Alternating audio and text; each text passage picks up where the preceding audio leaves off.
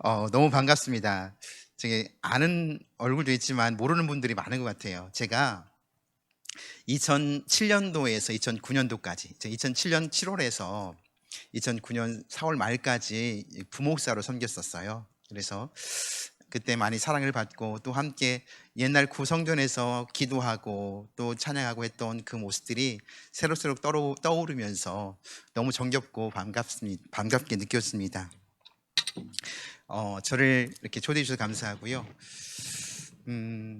특히 오늘 남신도 헌신 예배인데 교회마다 대부분 한 60%또 남신도 적은 곳은 70% 이상이 여신도로 채워져 있고 대부분의 헌신자들이 여신도인 경우가 많이 있습니다. 그런데 혹시 여기 페미니스트 있어요? 없죠? 저는 하나님께서 그 영적 질서를 세우실 때 남자를 여자 위에 세웠다라고 그렇게 믿고 있고, 특히 바울 같은 경우도 그렇게 말을 하고 있어요. 남자의 머리는 그리스도요, 그리스도의 머리는 하나님이요, 또 여자의 머리는 남자다라고 이야기하면서 하나님께서 영적 질서 체계 속에 여자 위에 남자를 세우시고 가정 안에서 남자의 역할을, 남자의 어떤 그 기능을 더 견고하게 세워 놓으신 것을 볼 수 있습니다. 그러니까 가정에서 남자가 믿음으로 설 때 그때 그 가정이 더 견고하게 세워지는 것이고, 그리고 그 가정 가운데 하나님의 축복과 은혜가 흘러가게 되는 거예요. 마찬가지 교회 안에서도 남신도가 견고히 설 때, 아까 전사님 교회 기둥이라고 말씀드렸는데, 그렇게 굳건하게 남신도들이 버티고 있으면 사단이 흔들어도 교회가 능히 거뜬하게 그것들을 이겨낼 수 있고, 오히려 힘차게 전진하면서 대적의 문을 취하고 하나님 나라를 확장시켜 갈 수 있게 되는 것입니다. 그런 차원에서 오늘 헌신 예배 드리는 이 남신도들 이외에 더욱더 큰 하나님의 능력이 부어지길 원합니다. 그렇다고 해서 남자가 여자보다 월등하냐, 그건 아니에요. 하나님께서 기능적인 차원에서 가정을 이룰 때 남자 여자가 함께 연합하여 한 몸을 이루지 않습니까? 이게 남자 여자 둘이 있는데 서로 그 주도권을 가지고 가정을 이끌어가고자 한다면 가정이 어떻게 되겠어요? 분란이 일어나겠죠. 그래서 하나님께서는 그런 기능적인 차원에서 남자를 여자의 머리로 세우셨다라고 봐요. 그것을 바울은 더 나아가 예수님과 하나님의 관계를 설명하고 있는데, 그리스도의 머리는 하나님이라고 말씀하고 있거든요. 사실 예수님과 하나님은 동등한 위치에 있어요. 빌립보서 2장에 보면 그는 근본 하나님의 본체시나 하나님과 동등됨을 취할 것으로 여기지 아니하시고 라고 말씀하고 있습니다. 하나님과 동체이셔요. 그렇지만 하나님과 동등됨을 취할 것으로 여기지 아니하시고 자기를 낮춰 죽기까지 복종하셨으니 라고 이야기하고 있습니다. 하나님께서는 가정 안에서도 이러한 질서 속에서, 교회 안에서도 이런 질서 속에서 그 하나님의 축복이 온전히 흘러가고, 그리고 그 가정과 교회가 든든히 서가게 되기를 원하신다라고 믿습니다. 그런 차원에서 저는 이 시간 남신도연들에게 그 무거운 짐을 드리고 있는 거예요. 여러분, 우리 남신도 회원들이 더욱더 믿음으로 굳게 서서 하나님과 바른 관계 속에 서 있어야만이 그 공동체가, 특히 가정, 가장 작은 단위 가정이 정말 믿음으로 아름답게 세워져 갈 수 있는 것입니다. 그것을 위해서 우리 여신교원들은 계속해서 기도해 주시고 지원해 줘야 돼요. 제 아내 아시는 분들 많이 있는데요. 저 결혼 잘 했죠. 한 2년여 전부터 저희가 밤에 9시 되면 함께 기도하는 그런 시간을 가졌어요. 기도할 것들이 많이 있어서 선교사님들 기도 부탁하고, 또 교회 안에서 기도 제목이 있을 때 같이 이제 기도하는 시간을 가졌는데, 근데 그 기도 시간을 통해서 하나님께서는 이제 목사니까 그러겠죠. 그런데 하나님께서 저를 이렇게 더 세우시고, 그리고 우리 가정을 더 편안케 하시고, 또 교회 가운데 그것을 통해서 하나님 은혜가 흘러가게 하신 것을 경험했습니다. 둘이 같이 매 시간을 정하고 기도하다 보니까 싸울 때도 있잖아요. 그런데 그 시간 되면 어떻게 해야 돼요? 화해해야 돼요.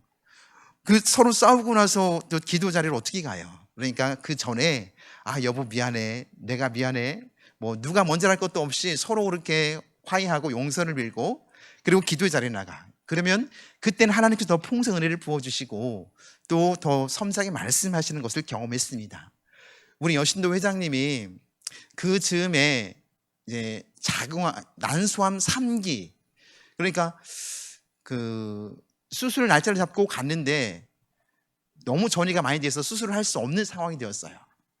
그 권사님이 저희 기도를 부탁했어요.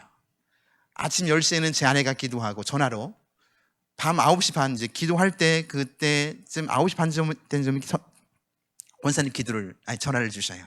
그럼 그때 기도하고, 특히 이제 그때는 전에 바로 기도를 했기 때문에 말씀을 주시면 그 말씀을 나누고, 찬양을 주시면 찬양을 나누고, 그러면서 그 권사님이 매일매일 이렇게 하나님 은혜 가운데 눈물로 감사하면서 그 1년 동안을 지냈는데, 그런데 참 기적적으로 너무 커서 수술할 수 없는 상황에 이제 방사선 치료, 항암 치료를 통해서 그걸 줄인 다음에 수술하기로 했었거든요. 근데 그 기간이 한 달, 두 달, 석 달, 6달, 6개월, 7개월, 8개월쯤 됐을 때 병원에 갔는데 세상에 수술을 할 수 없대요. 이게 무슨 말씀이에요? 수술할 필요가 없대요. 할렐루야. 너무나 감사했어요. 그분도 하나님께 매일매일 매달 기도하고, 또 우리들도 저희 부부가 계속해서 기도하고, 그러면서 우리 자신들이 하나님 앞에 서게 되고, 또 교회가 하나님의 은혜 가운데 나가게 되고, 그러면서 그 든든하게 그 가정이 세워지게 되는 것을 보았습니다. 암세포가 너무나 작아져서 조그만 것들이 있는데 수술할 필요가 없다고, 지금 벌써 1년이 지났는데 지금도 이제 6개월 만에 한 번씩 가서 검사하는 정도예요. 뭐 다른 약을 쓰거나 하지 않고 그냥 6개월마다 한 번씩 가서 추적 검사죠. 지난 화요일 날도 이제 병원에 갔다 왔는데 아마 이번 주에 결과를 보러 갈 거예요. 하나님의 은혜가 우리 가운데 부어지면서 그런 교회 가운데 하나님의 그 생명이 흘러가게 된 것을 경험했습니다. 그것을 통해서 아내는 기도하면서 저를 막 세워줘요. 싸우다가도 기도하러 가면 갔다 와서 회개해요. 여보 내가 미안해. 그러니까 싸우면 집사람이 기도하러 갔을 때 막 캐즈를 보내. 또 내가 이겼다. 기도하고 오면 뭐래요? 여보 내가 미안해. 내가 잘못했어. 그러니까 내가 어깨가 으쓱해지고 또 나도 미안하다고 하죠. 그렇게 되면. 그러면서 가정 가운데 이렇게 화목함이 있고, 지금 갈수록 제 아내가 너무 예뻐요. 예뻐요. 그 초등학교 친구 목사가 있는데 그랬더니 너 지금 징그럽게 뭔 소리냐고 그러는데, 아니 진짜로 갈수록 아내가 사랑스럽고 예뻐요. 그리고 나이를 먹을수록, 왜냐하면 영적으로 이렇게 하나가 되어지니까, 또 영적으로 저를 이렇게 세워주니까 그 가정 안에 하나님의 은혜가 흘러가게 되더라고요. 여러분, 우리 여성분들도 많이 있는데 남편에게 사랑받고 싶죠. 그거는 하나님께 기도하고, 하나님 우리 남편이 하나님 앞에 믿음으로 견고히 서게 해주세요. 날마다 부르짖어 보세요. 그 남편이 하나님께 서게 되면 자연스럽게 아내를 사랑하게 되고, 그리고 가정이 아름답게 세워져 가고, 마찬가지로 교회도 마찬가지예요. 교회 안에도 남신도가 바로 서게 되어질 때 그때 든든하게 서가고, 사단들이 공격해와도 능히 그것들을 이겨낼 수 있게 되어지는 것입니다. 그런 차원에서 저는 이 말씀 제목을 믿음의 대장부가 됩시다 이제 잘랐어요. 믿음의 대장부라고 정해봤습니다. 여러분, 대장부, 요즘 상남자는 말이 있죠. 상남자가 뭐예요? 상남자. 저는 잘 몰랐어요. 상남자 욕 같잖아요. 상남자, 상스러운 남자? 상남자 그건 아닌데. 근데 상남자 찾아봤더니 뭐예요? 높을 상, 남자 위에 남자예요. 그러니까 아주 남자 중에 남자라는 거죠. 진짜 남자, 진짜 사나이. 그러니까 대장부도 마찬가지요. 장부가 남자인데 대장부니까 남자 중에 남자. 이것을 요즘 말로 말하면 믿음의 상남자가 되자라는 거라고 볼 수가 있겠습니다.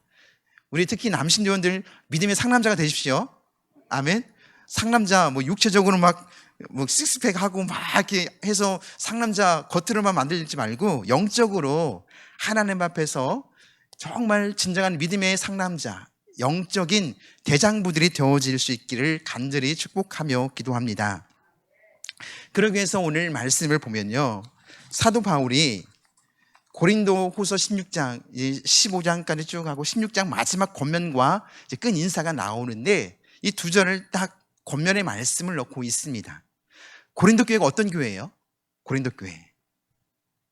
참 문제 많고 탈 많고 정말 바울의 마음을 너무 아프게 했던 교회였어요. 바울이 1년 6개월 동안이나 정말 심혈을 기울여 세웠던 교회, 2차 선교행 때 세운 교회거든요.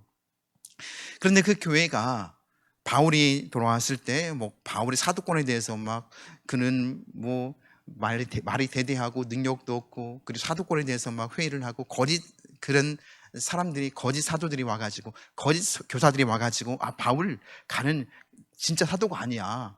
진짜 사도는 그 12사도 외에 없어. 그는 예수님 보지도 않았는데 뭔 사도야.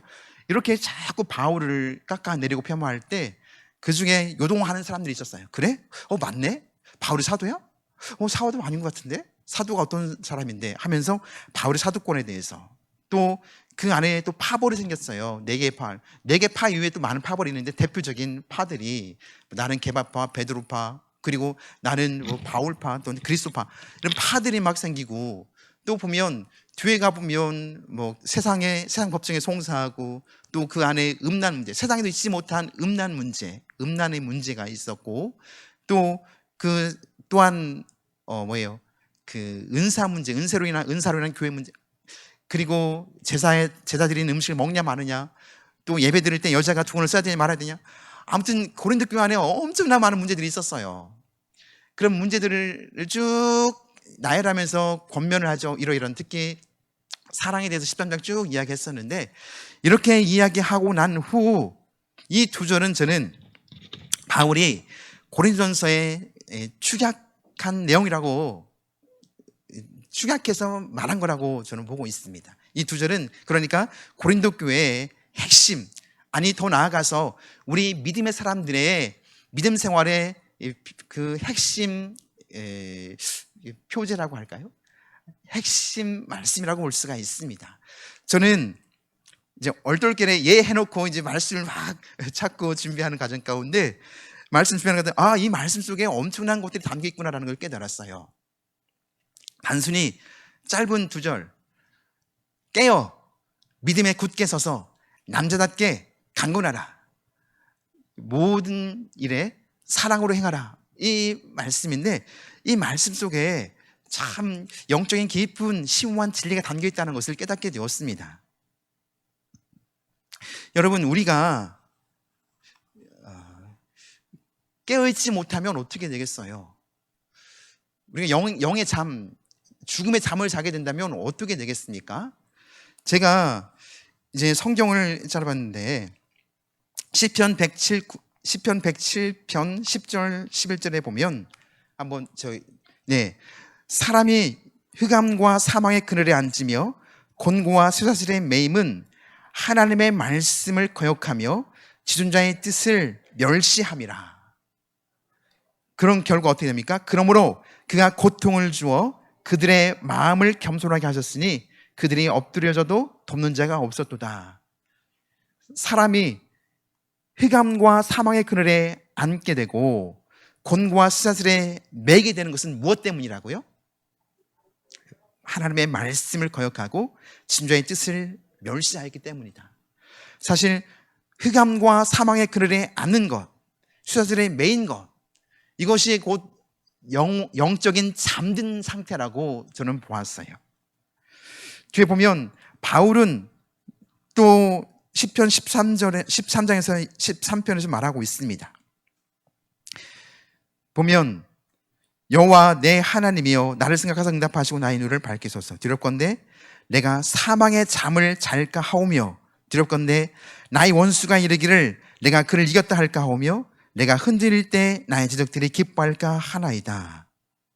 여러분, 사망의 잠을 자게 되면 어떻게 돼요? 원수가 그를 이기게 됩니다. 원수에게 패하게 돼요. 마귀에게 밥이 됩니다. 또한 흔들리게 되고요. 또 그가 하나님의 영광을 드러낼 수 없고 하나님의 기쁨을 나타낼 수가 없게 되어져요. 시편 116편에 사망의 줄이 나를 두르고 스올의 고통이 내게 이르므로 내가 환난과 슬픔을 만났을 때 내가 여호와의 이름으로 기도하기를 여호와의 주께 구하오니 내 영혼을 건지소하였더니 주께서 내 영혼을 사망에서 내 눈을 눈물에서 내 발을 넘어짐에서 건지셨나이다. 내가 사망에 있는 땅에서 여호와 앞에 행하리이다. 그러니까 지금 시편 기자들이 다 사망의 잠에 대해서 언급하고 있습니다. 사망의 줄, 스올의 고통, 그리고 사망의 줄, 불의 창수, 사망의 올무, 이런 것들이 내가 몰려올 때, 그때는 지금 어떤 상태예요? 그가 영혼의 잠에 자고, 영혼의 잠들었을 때, 영적인 잠이 들었을 때, 그때 하나님께서 그에게 무엇을 줘요? 때로는 고통을 주고 때로는 시험을 주셔서 그로 하여금 하나님께 부르짖게 하셔서 그로 하여금 영적인 잠에서 깨어 기쁨으로 하나님을 찬양케 하셨다라고 시편 여기저기서 많이 기록되어지고 있는 것을 볼 수 있었어요. 뿐만 아니라 시험에 들지 않게 깨어있어 기도하라 라고 예수께서 말씀하셨고, 또 에베소서 5장 14절에는 그러므로 이르기를 잠자는 자여 깨어서 죽은 자들 가운데서 일어나라 그리스도께서 너에게 비추이시리라 라고 말씀하셨고요. 베드로전서 5장 8절에는 근신하라 깨어라 너희 중 마귀가 오늘 사자와 같이 두루다니며 삼킬 자를 찾나니 너희 믿음을 굳건하게 하여 그를 대적하라 라고 말씀하고 있는 것을 볼 수 있습니다. 계속 영혼의 잠에 대해서, 영적인 잠에 대해서 언급하고 있는데, 영적인 잠에 빠져있는 상태 속에서는 결코 하나님의 뜻을 알 수도 없고 또 하나님께서 기뻐하시는 일을 이룰 수도 없고 또한 하나님께서 우리에게 맡겨주신 그 사명을 감당할 수도 없고요. 성령 열매들도 맺어갈 수 없습니다. 그래서 바울은 오늘 16장 13절 바로 깨어나라는 것입니다. 근데 저는 이 깨어라는 말, 이것은 깨어나라라고 하는 이 말씀은 하나님과 관계라고 봤어요. 하나님과 관계. 우리가 영적으로 하나님과 바른 관계 안에 영적으로 깨어있는 상태 속에 있어야만이 그 뒤에 모든 것들이 이루어질 수가 있습니다. 여러분, 몽유병 환자 알죠? 몽유병 환자는 어떻습니까? 자다가 일어나가지고 막 냉장고 열기도 하고 막 돌아다니기도 하고 하는데 그가 하는 일을 알아요? 몰라요. 깨어나면 내가 밤중에 뭐 했지? 전혀 기억하지 못합니다. 그리고 자기가 뭐 하고 있는지도 몰라요. 우리는 영적인 몽유병에 빠지지 않아야 돼요. 여러분, 몽유병 환자가 요리한다고 칼을 짚고 있으면 어떻게 해요? 주변 사람 어떻게 되겠습니까? 막 칼 잡고 막 요리한다고 막 그래 설치고 다녀요. 아니, 몽유병 환자가 운전하겠다고 운전대를 잡고 운전하면 그 차에 탈 사람 있어요? 지금 그 사람이 지금 막 비몽사몽간에 자기가 지금 뭐 어디로 가고 있는지 무엇을 하고 있는지도 알지 못하는데 어떻게 그 사람 옆에 탈 수 있겠어요? 몽유병 환자가 군대에서 막 총을 들고 설친다면 정말 위험하죠. 그런데 우리 영적인 몽유병 상태에 있는 사람이 얼마든지 이런 일들을 할 수가 있어요. 여러분, 우리는 우리 자신을 철저히 하나님 앞에 점검해 봐야 됩니다. 내가 혹 영혼의 잠을 자고 있지는 않은지, 사망의 깊은 잠에 빠져 있지는 않은지 우리를 늘 하나님 앞에 점검해 봐야 돼요. 나는 지금 바로 가고 있다라고 생각하는데, 내가 하는 이 행동이 지금 옳다라고 생각하는데 이것이 하나님께서 기뻐하는 일이야 라고 나는 믿고 가고 있는데 내가 영혼의 깊은 잠에 빠져 있는 경우가 있어요. 나는 지금 영혼의 깊은 잠에 빠져 있으면서 나는 지금 하나님 일을 하고 있어. 나는 지금 하나님의 영광을 위해서 헌신하고 있어. 내가 하는 일을 지금 하나님께서 기뻐하실 거야. 내가 이 일을 함으로 교회가 덕을 보고 교회 가운데 하나님 은혜가 끼쳐질 거야 라고 생각하는 경우가 있을 수 있다는 것입니다. 여러분, 바리새인들, 만약에 지금 바리새인들이 이곳에서 믿음 생활을 한다면 정말 모든 사람들이 그를 막 칭찬하면서 믿음 좋다고 막 믿음 좋다고 그러면서 당신 장로하세요, 당신 못 맡으세요, 아마 다 그럴 것입니다. 안 그럴까요? 근데 예수님은 바리새인들 향하여 뭐라고 했습니까? 소경이라고 말하고 있습니다. 소경, 회칠한 무덤. 왜요? 그들은 영혼의 깊은 잠에 빠져 있었기 때문이에요. 그들은 지금 깊은 잠에 빠져 있는데 그 자기가 잠자고 있는 것을 알지 못해요. 눈이 멀었는데 지금 자기가 속인 것을 알지 못해요.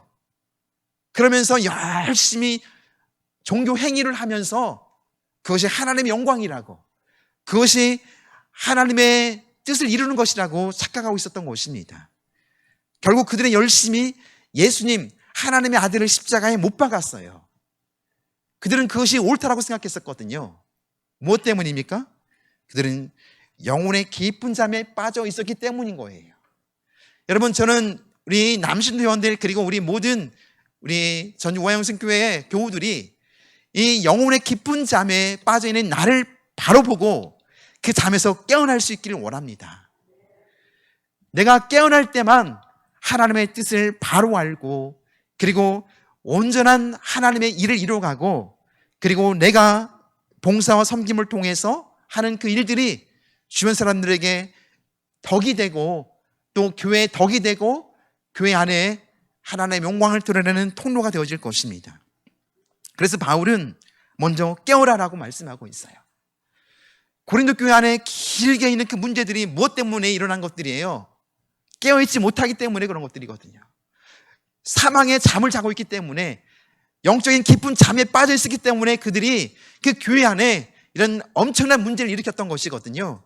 그래서 바울은 마지막 핵심 엑기스를 이야기하며 깨어라라고 말씀하고 있는 것입니다. 저는 이 우화영생교회 남신도 회원들이 이렇게 나를 바로 보고 내가 혹 영혼의 깊은 잠에 빠져 있다면 하나님 앞에 기도하며 깨어날 수 있기를 원합니다. 시편 아까 읽어드린 내용들을 보면, 내가 환난 중에 여호와께 부르짖음에 내가 하나님께 기도하기를, 나의 하나님께 부르짖었더니, 다 기도에 대해서 말씀하고 있어요. 영혼의 깊은 잠에 빠졌을 때 그의 삶 가운데 하나님이 가시를, 그리고 그에게 고통을 줬을 때 정신을 번쩍 차리고 하나님께 엎드렸어요. 하나님께 기도했어요. 하나님께 부르짖었어요. 그랬더니 하나님께서 어떻게 하십니까? 하나님께서 그들을 그 잠에서 깨워서 그 스올의 깊은 그 잠에서 깨어납니다. 시편 116편 8절 아까 읽었는데, 주께서 내 영혼을 사망에서 내 눈을 눈물에서 내 발을 넘어짐에서 건지셨나이다. 내가 생명이 있는 땅에서 여호와 앞에 행하리이다 라고 고백하고 있습니다. 생명이 있는 땅에서 여호와 앞에 행하리이다. 여러분, 영혼의 잠에서 깨어날 때만 여호와 앞에서 하나님의 뜻을 이루고 하나님의 영광을 드러낼 수 있는 것입니다. 그렇게 하나님께 기도하고, 또한 늘 말씀을 묵상하면서 말씀 앞에 내 자신을 비추어 보고, 내 심령 깊은 곳을 비추어 보면서 내 속에 있는 내 나의 영광, 내 자아의 성취를 위해서 하고자 하는 그 모든 동기들을 철저히 하나님께 내려놓고, 오직 성령의 일하시게 하심을 따라서, 성령 역사하심을 따라서 순종하면서 나아가기를 결단하는 그런 모습들이 있어야 하겠습니다. 여러분, 이렇게 깨어날 때만 그 뒤에 그 모든 것들이 가능할 수가 있어요. 깨어나지 않은 상태에서 믿음의 경고에 설 수 있을까요? 깨어나지 않은 상태에서 남자다울 수 있나요? 강건할 수 있나요? 물론 그럴 수 있겠죠. 그런데 그것은 가짜 강건이고, 그리고 외식적인 강건함과 외식적인 믿음의 행위에 불과한 것입니다. 진정한 진정으로 믿음 위에 서기 위해서는 반드시 영혼의 잠에서 깨어나야 해요. 바울은 깨어나라, 깨어있으라 라고 말씀하시면서 믿음에 굳게 서라 라고 권면하고 있습니다. 믿음에 굳게 선다는 것은 확고부동한 상태, 의심이 없는 상태, 흔들림이 없는 상태를 말해요. 예수 그리스도의 복음에 굳게 서서 그 당시 아까 말씀드린 것처럼 고린도 교회 안에 많은 어떤 거짓 교사들이 있었고 많은 문제들이 있었지 않습니까? 그런 것들에 의해서 흔들리지 말라라는 거죠. 팔랑귀가 되어서 이쪽이 말하면 그런가 봐, 저쪽이 말하면 그렇네, 막 줏대 없이 믿음의 기초가 깊지 못함으로 인하여서 이리저리 흔들리고 요동하는, 이단에 빠지기도 하는 그런 모습이 아니라 믿음에 굳게 서서 흔들림이 없이 견고히 하나님 앞에 나아갈 것을 권면하고 있습니다. 이것은 인칭 복수 현재 명령형이에요. 현재 명령형. 계속해서 지금 현재 내가 믿음에 굳게 서 있어야 한다는 것입니다. 우리는 때로 내가 왕년에 이래봬도 내가 왕년에 어땠어? 라고 옛날에 했던 그 믿음의 헌신과 희생들을 울거먹는 사람들을 볼 수 있어요. 내가 이래봬도 왕년에 이렇게 기도했던 사람이야. 내가 이래봬도 왕년에 이렇게 헌신했던 사람이야. 내가 이래봬도 왕년에 이렇게 많이 전도했어. 그렇게 이야기하는데 현재는 어때요? 현재는 정말 무기력하게 폐잔병처럼 있는 경우라면 그 왕년의 이야기는 아무런 유익이 안 됩니다. 내가 현재 하나님 앞에 견고히 서 있어야 되는 거예요. 내가 현재 하나님 앞에 믿음으로 견고히 서서 하나님 앞에 온전히 붙잡힌 바 되어서 하나님께서 내게 맡겨주신 그 일들을 충성되이 감당할 수 있어야 되는 것입니다. 뿐만 아니라 남자다워라, 남자답게 강건하라라고 우리 개혁성경에는 써 있는데 원문에는 남자다워라, 독립된 동사입니다. 부사가 아니라 동사예요. 남자다워라, 그리고 강건하라, 이렇게 따로 분리되어 있어요. 나누어야 됩니다. 남자답게 강건하게 아니라, 남자답게 강건하여라가 아니라 남자다워라. 여러분, 남자다움은 뭐예요? 아까 말씀드렸는데 상남자, 사나이, 진짜 사나이 뭡니까? 우리 세상적으로 생각할 때 사나이 하면 그냥 아까 말씀드린 것처럼 막 근육질에 어떤 사람이 어려움 당할 때 막 가서 싹 구해내고 문제가 있을 때 가서 해결해주고 약한 자들을 도와주고 하는 그런 사람들을, 그런 모습들을 그리지 않습니까? 예, 그래요. 근데 믿음의 남자다움은 그것을 뛰어넘는, 영적으로 하나님 앞에 견고하게 흔들림이 없는 상태를 말한다고 볼 수 있어요. 믿음에 굳게 선 것과 남자다움은 일맥상통한다고 볼 수가 있는 것이죠. 이것 또한 2인칭 복수 현재형입니다. 현재형, 현재 명령형.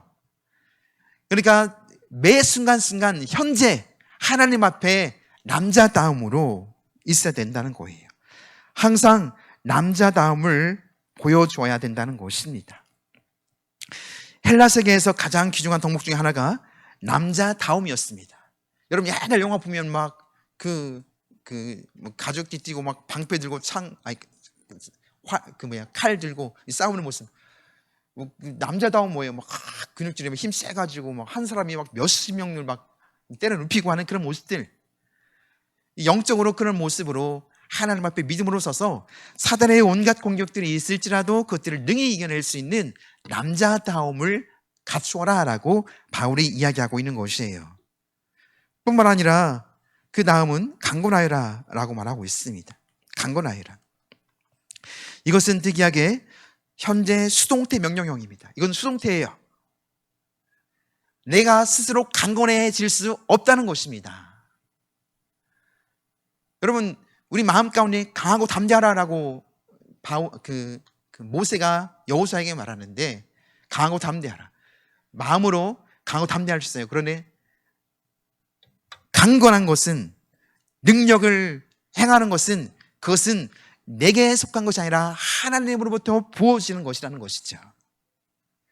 내가 스스로 강하려고, 내가 스스로 뭔가를 나타내려고 하다 보면 탈이 나게 되어 있어요.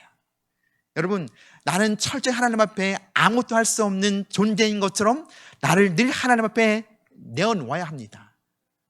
하나님 앞에 낮출 때 하나님께서 높여주시는 것이고, 하나님 나는 아무것도 할 수 없어요 라고 하나님께 맡길 때 하나님께서 나가서 하나님의 능력으로 그 일을 이루어가게 하시는 거예요. 여러분, 여호사밧이 막 군대들을 해서 무려 106만 명의 군대를 가지고 있었어요. 근데 저 암몬 군대가 암몬인가? 암몬? 아니죠. 암몬이 아니고 어디죠? 죄송해요. 아무튼 저 북쪽에서 막 엄청나게 많은 군대들이 쳐들어와요. 그런데 잘 생각해 보십시오. 100만 명이 넘는 군대를 가지고 있으면 무엇이 두려워요? 우리나라 군인이 뭐 50만, 60만 그런다는데 정예 100만 명의 군대가 있으면 두려울 게 없어요. 근데 여호사 아버지 어떻게 한지 알아요? 하나님, 나는 저들을 능히 대항할 수 없습니다. 나는 하나님 앞에 하나님 도움만을 구하니 하나님 나를 좀 도와주세요 라고 하나님께 간청해요. 그래서 하나님께서는 그에게 말씀하시죠. 두려워하지 말아라. 내가 저들을 대항하리라. 내가 싸우겠다. 그랬을 때 여호사밧이 찬양대를 조직해서 앞서 찬양대를 세우고 싸움터에 나가게 해요. 이건 말도 안 되죠. 화살바지, 창바지밖에 안 돼요. 다 죽으라는 것이죠. 근데 그들이 찬양을 시작할 때 하나님께서 그들끼리 세일살 거민과 아무튼 새 연합군들이 공격해 왔는데 치고받고 치고받다가 다 길게 싹 죽어버려요. 싸울 것이 없었어요.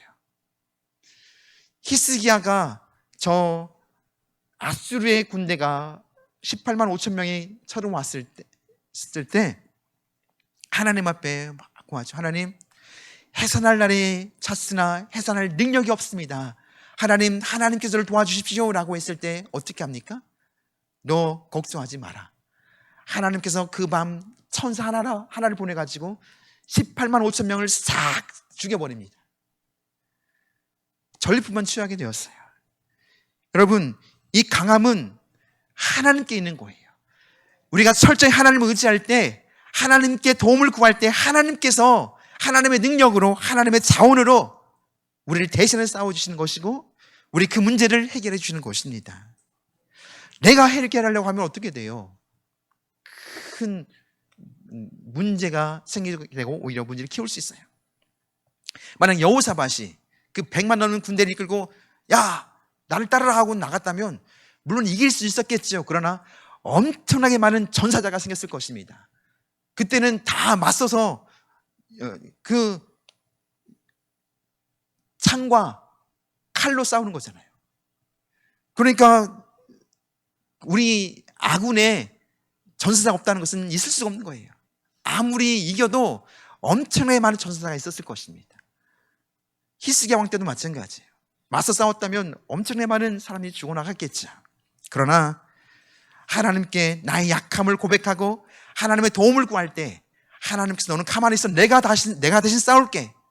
내가 나의 능력으로 저들을 대항할게 하면서 하나님께서 나아가 하나님의 능력으로 그들을 물리치므로 인하여서 우리 아군은 털끝 하나 상하지 않고 전리품만 얻을 수 있었어요.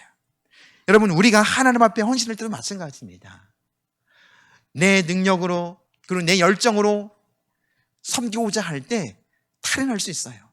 내가 이렇게 헌신했는데 날 알아주지 않네? 내가 이렇게 정말 수고했는데 목사님 나를 알아주지 않고 성도님 나를 알아주지 않네? 막 시험이 들기 시작해요. 한 번, 두 번은 그래도 견딜 수 있어도 세 번, 네 번 가다 보면 마음 가운데 막 분노가 치들어 오르고 어느 순간 기회가 되면 막 폭발해버려요. 갑자기 그런 사람 있지 않아요? 수는 사람이 갑자기 막 폭발해가지고 막 소리 지르면서 그럴 수가 있냐고 막 그럴 수 있어. 그렇게 행할 수 있습니다. 왜?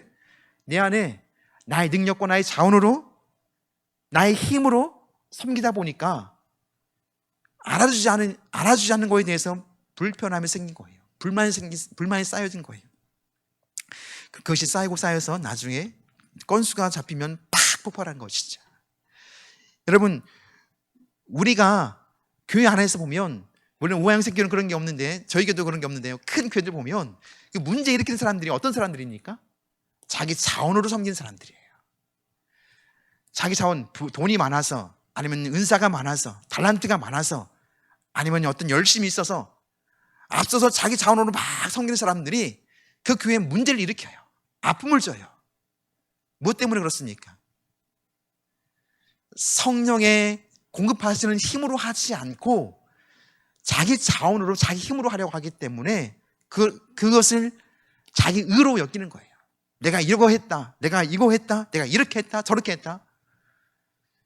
비교하게 되고, 그러지 못한 사람을 판단하고 정죄하고, 그로 인하여서 그 교회 공동체 안에 하나님의 은혜가 막히게 되고 상처 입고 분란이 일어나고 파벌이 생기게 되어지는 그 결과를 초래하게 되어지는 것입니다.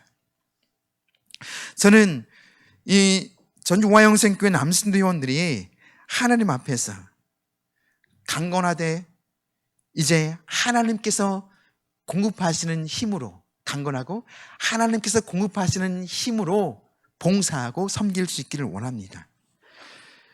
그럴 때 뒤탈이 없어요. 그리고 아무리 누가 알아주지 않아도 서운하잖아요. 아무도 봐주지 않는 그 은밀한 곳에서 매일 화장실 청소를 하고 은밀한 곳에서 섬겨도 기쁨이 있어요. 왜요? 하나님께서 보고 계시니까, 하나님께서 알아주시니까. 사람이 몰라줘도 전혀 서운하지 않아요, 성령으로 행하는 사람들은. 그런데 성령으로 행하지 않고 아까 말씀드린 그 나의 의, 나의 열심, 그리고 나의 자원으로 섬긴 사람은 알아주지 않냐면 막 서운해요. 내가 이렇게 했는데. 그리고 막 사람들이 보는 데서 하려고 막 그래요. 내가 이렇게 막 하고 있다는 것을 보여주고 싶어요. 좀 나를 좀 알아줘, 인정해줘, 그런 거죠. 그래도 알아주지 않게 되면 시험에 들고 실족하고 상처를 주고 분란이 이렇게 되어지는 것입니다.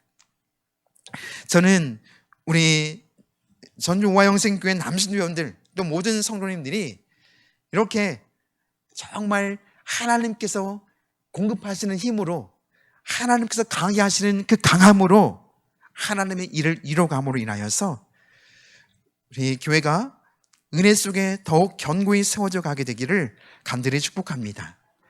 그런데 바울은 이후에 이 모든 일에 사랑으로 행하라, 이 모든 일에 사랑, 이것은 뭐 말할 것도 없죠. 사랑은 모든 것의 완성입니다. 바울은 고린도전서 13장에서 길게 사랑에 대해서 이야기하고 있어요. 12장의 은사에 대해서 이야기하죠. 은사로 네 은사가 세냐, 내 은사가 세냐, 내 예언이 확실하냐, 네 예언이, 내 방언이 세냐, 막 은사를 가지고 서로 막 싸우고, 질서 없게 막 이 사람이 예언하는데 막 이 사람 또 막 이 사람 나한테 말씀 줬다고 예언하고, 이런 일들이 막 있을 때 바울이 12장에서 더 좋은 은사를 말하리라고 말하면서 했던 이야기가 바로 사랑에 관한 것입니다. 사랑. 아무리 은사가 막 충만하게 나타난다 할지라도, 아무리 뜨겁게 헌신하고 봉사해도, 내 몸을 불살하게 내어줄지라도 사랑이 없으면 아무런 소용이 없다. 제가 아까 말씀드린 그런 거죠. 하나님의 사랑으로, 하나님의 열심으로, 하나님의 열정으로 하라는 것입니다. 여러분, 사랑은 오래 참고 온유하고 겸손하고 기다려줘요. 참아주고, 그리고 인정해주고, 또한 용납해주고, 세워주고, 섬겨주고. 사랑은 주는 것입니다. 계속해서 사랑으로 그렇게 상대방을 섬기고 세워가면서 그 사역을 감당할 것을 바울이 이야기하고 있습니다. 이것은 그 외적인 영역이라고 봤어요. 내적으로 하나님께서 공급하시는 힘으로 가득 채워질 때, 그때 이 외적으로 우리는 참다운 하나님의 사랑으로 사랑하며 섬길 수 있게 되어지는 것입니다. 우리가 하나님 앞에 신앙생활을 할 때 이런 모습, 먼저 하나님 앞에 깨어있는 것이 중요하고요, 그리고 또 내 마음 가운데 하나님 은혜로 충만히 채워가는 게 정말 필요하고요, 또 하나님께서 공급하시는 힘과 능력으로 사랑으로 섬기며 행하는 것들이 너무 필요해요. 믿음 생활의 핵심입니다, 이것이. 아무리 뒤에 것들이 잘해도 깨어있지 않으면 그건 무용지물이에요. 아무리 내가 많은 일을 해도 하나님 앞에 깨어있지 못하다면 그것은 아무런 소용이 없습니다. 그래서 예수님께서 마태복음 7장에서 주여 주여 내가 주의 이름으로 선자 노릇하고 또 병자를 치유하고 귀신도 쫓아내고 이런 많은 일을 행했습니다 라고 했을 때, 예수님께서는 이 불법을 행하는 자들아, 난 너희를 도무지 알지 못하노라. 그들은 예수 이름으로 엄청난 능력을 행했어요. 엄청난 사역을 했고 엄청난 일을 했음을 불구하고 예수님께서는 나는 너희를 도무지 알지 못한다. 이 불법을 행하는 자들아 내게서 떠나가라 라고 말씀하신대요. 깨어있지 않은 상태에서 행하는 그 모든 것들은 다 불법이 되는 것입니다. 저는 이 전주 우화영생교회 남순도 회원들 그리고 모든 교우들이 깨어서 또 믿음에 굳게 서서 남자다움으로 강건하여져 사랑으로 모든 것을 행함으로 인하여 정말 이 교회가 하나님의 은혜로 충만하게 되고 사랑으로 충만하게 되고 든든히 서가며 날마다 부흥하게 되는 놀라운 역사의 길을 축복합니다.